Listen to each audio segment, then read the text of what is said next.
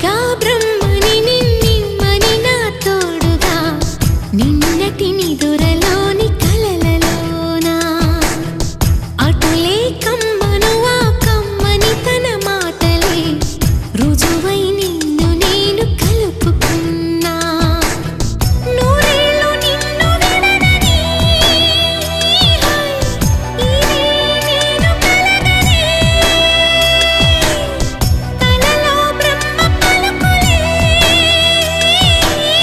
తెలుసా నీకు నిజమని నిజమే నిజమే నా కూడా తెలుసులే